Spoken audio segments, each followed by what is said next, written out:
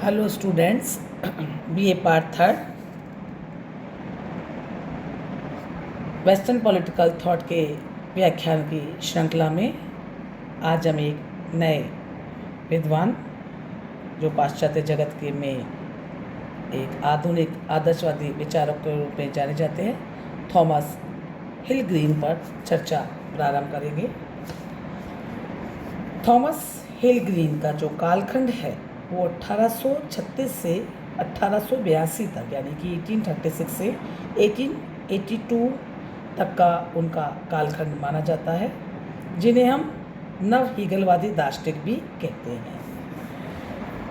अगर हम एक आधुनिक आदर्शवादी विचारक के रूप में जब ग्रीन का अध्ययन करते हैं तो हम देखते हैं कि आधुनिक आदर्शवादी विचारधारा दो रूपों में अपने प्रचलन में आई थी। इसका पहला रूप यूनानी दर्शन पर आधारित है और दूसरा रूप जर्मन दार्शनिकों की रचनाओं में हमको दिखाई देता है। सबसे पहले हम देखें तो यूनान की जो पुरानी विचारधारा है उसमें व्यक्ति की स्वतंत्रता पर और इसके साथ ही साथ इंडिविजुअल के द्वारा जो राज्य में किए जाने वाले उसके कर्तव्य हैं उन पे बराबर से बल दिया गया है, यानी कि व्यक्ति की आइडेंटिटी को भी उतनी इम्पोर्टेंस दी गई है जितनी कि राज्य को दी गई है। लेकिन जब हम दूसरे पहलू जो आदर्शवादी विचारधारा का है, मॉडर्न विचारधारा का, उसमें जब हम दूसरी विचारधारा देखते हैं जो जर्मन विचारधारा है, इसमें राज्य को अत्यधिक महत्व दिया गया है और व्यक्ति की घोर उपेक्षा की गई है। और इस विचारधारा ने माना कि राज्य अपने आप में एक लक्ष्य है और व्यक्ति मात्र उस लक्ष्य को पूरा करने का एक साधन मात्र है। तो इसके परिणाम स्वरूप व्यक्ति को राज्य के अधीन होना चाहिए। अब जब व्यक्ति राज्य के अधीन है तो राज्य कैसा होगा? सर्वशक्तिमान होगा, ईश्वरीय होगा। जब हमने आपको हीगल पढ़ाए थे तो उन्होंने बताया था कि उन्होंने राज्य को एक ईश्वरीय तत्व बताते हुए कहा, और उसमें जहाँ एक हाई स्पिरिट और विश्व आत्मा की जब वो बात करते हैं कि राज्य क्या है? ईश्वर का एक मार्च है या ईश्वर का एक प्रतिरूप है जो इस दुनिया में ईश्वर के प्रतिरूप के रूप में या राज्य के रूप में विद्यमान है।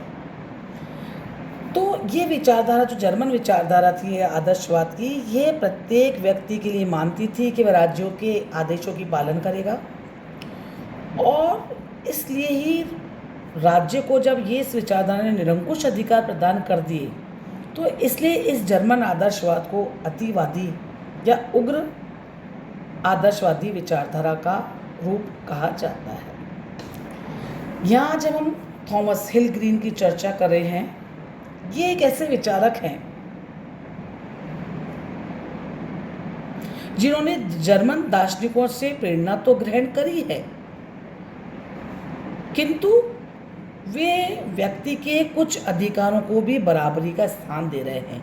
तो हमें लगता है कि ये जो दो विचारधारा जिन पर हमने चर्चा करी है, यूनानी विचारधारा में जहाँ पे व्यक्ति और राज्य में संतुलन था, फिर हमने देखी जर्मन विचारधारा जहाँ पे राज्य पर को अतिवादी एक्सट्रीम की स्थान दिया गया है, वहाँ पे ग्रीन जर्मन दार्शनिकों से प्रेरणा तो ग्रहण करते हैं, लेकिन वो राज्य के हितों की वेदी पर व्यक्ति को बलिदान नहीं मानते हैं, और वो मान करके चल लेते हैं कि मनुष्य की उन्नति यद्यपि राज्य के माध्यम से हो सकती है और होती है, लेकिन इसके लिए हम मनुष्य को बिल्कुल उसका समर्पण या उसकी आइडेंटिटी को हम इनकार नहीं कर सकते हैं। इस समय जबकि हम मान रहे हैं कि ये थॉमस हिल ग्रीन एक ब्रिटिश विचारक हैं, जर्मनी विचारकों से बहुत ज़्यादा दार्शनिकों से प्रभावित हैं। इस समय इंग्लैंड में जो उनका कालखंड है, यहाँ पे उदारवाद की बड़ी गहरी परंपरा विद्यमान है, जहाँ पे जनता की स्वीकृति के द्वारा संपूर्ण व्यवस्था परिचालित है, जहाँ विधि का शासन की भी बात है और राज्य के द्वारा न्यूनतम हस्तक्षेप को वांछनीय माना जाता है। तो ग्रीन ने इंग्लैंड की या ब्रिटेन की इन सभी बातों को अपने दर्शन में अपने आदर्शवादी दर्शन में स्वीकार किया है। इसलिए उनका आदर्शवाद जर्मन आदर्शवादियों की भांति एक मॉडरेट के मध्यम मार्गीय आदर्शवाद कहलाता है। ग्रीन जो ऑक्सफोर्ड यूनिवर्सिटी में प्रोफेसर थे, इसलिए वहाँ में जो आइडियोलॉजी है या वहाँ पे जो आदर्शवाद का डेवलपमेंट हुआ है उसे ऑक्सफोर्ड स्कूल भी कहा जाता है। तो हम जब बात कर रहे हैं कि ब्रिटेन के विचारधारा से या ब्रिटेन में उस समय जो भी बातें प्रचलन में हैं उससे प्रभावित होती हुई भी ग्रीन एक मध्यम मार्गीय विचारधारा के हमको विचारक दिखाई देते हैं। उन्होंने हीगल से बहुत ज़्यादा प्रभावित थे, लेकिन उन्होंने उनके विचारों को भी कुछ संशोधनों के बाद ही स्वीकार किया था। एक्चुअली हम देखें तो हीगल की अपेक्षा हमको कांट की ओर ज़्यादा टिल्टेड या झुके हुए या उनके अनुसरण की ओर ज़्यादा दिखाई देते हैं। और जब हम आदर्शवाद की बात करें तो ग्रीन के चिंतन में ही आदर्शवाद का एक्चुअल रूप हमको मुखरित होता हुआ दिखाई देता है, जहाँ जर्मन दार्शनिकों से वो प्रेरणा ग्रहण कर रहे हैं और व्यक्ति को साध्य मान रहे हैं और राज्य को मनुष्य की उन्नति का साधन भी मान रहे हैं। लेकिन इसके साथ ही साथ उन पर इंग्लैंड की उदारवादी और लोकतांत्रिक जो भी परंपराएं हैं, जैसे विधि का शासन है, वहाँ पे व्यक्ति के अधिकारों स्वतंत्रता को बहुत महत्ता दी जाती है। वहाँ लोकतंत्रात्मक शासन व्यवस्था है, शासक जो भी है वहाँ का वो संसद के अधीन है, और तो वहाँ पे जो भी व्यवस्थाएं परंपराएं चल रही हैं उसका इम्पैक्ट भी थॉमस हिल ग्रीन पर हमको दिखाई देता है। तो हम ये इसलिए हमने कहा कि ग्रीन का आदर्शवाद बहुत एक मध्यम वर्गीय आदर्शवाद कहलाता है। इस संबंध में एक प्रमुख विचारक सेबाइन का मानना है कि ग्रीन के आदर्शवाद में हमें व्यक्तिवाद और उदारवाद दोनों का समन्वय दिखाई देता है। ग्रीन के जीवन परिचय के बारे में हम जानें तो हम देखते हैं कि उनका जन्म यॉर्कशायर के बर्के नामक स्थान पर हुआ था। उनके पिता एक विख्यात पादरी थे। उन्होंने ऑक्सफोर्ड में नैतिक दर्शन के वो प्रोफेसर थे और अपने प्रोफेसर पद पर रहते हुए उन्होंने अपने अध्ययन कार्य में काफ़ी ख्याति भी अर्जित की। साथ ही साथ वे सार्वजनिक क्षेत्र में भी सक्रिय थे और कई बार अच्छे निर्वाचन दलों के पक्ष में उन्होंने अच्छे प्रभावशाली भाषण भी दिए हैं। ग्रीन की रचनाओं पे अगर हम देखें तो उन्होंने क्लियरली ऐसी कोई पुस्तक नहीं लिखी है जिससे हम उनके आइडियोलॉजी को पूरा एक ही किताब के माध्यम से जान सके, लेकिन उन्होंने समय पर जो अनेक भाषण दिए हैं उनके संग्रह के आधार पर 3 ग्रंथ उनके सामने हमारे आते हैं। जैसे है, पहला है lectures on the principles of political obligation, दूसरा liberal legislation and freedom of contract और तीसरा प्रोलेगुमेना टू एथिक्स। तो ये आप 3 किताबों के नाम याद करेंगे तो ये आपका 2 नंबर का क्वेश्चन आपका इस पर तैयार हो जाता है। इनकी जो रचनाएं हैं उनमें दर्शन शास्त्र और नीति शास्त्र, जब हम क्योंकि हम उनको आदर्शवादी चिंतक हैं, विचारक हैं, तो दर्शन शास्त्र और नीति शास्त्र का उनका आग्रह बहुत अधिक है और पॉलिटिकली एस्पेक्ट को देखते हुए उनकी जो रचनाएं हैं वो अलग हैं।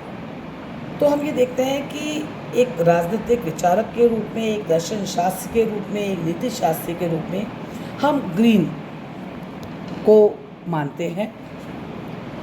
ग्रीन के विचारों के स्रोत या उनका कहाँ से उनकी फ़िलॉसफी डेवलप हुई है, मैंने आपको पहले ही बताया कि वो यूनानी दर्शन से बहुत प्रभावित थे। जर्मन दार्शनिकों का उन पर बहुत आदर्शवाद का बहुत उन पर प्रभाव था।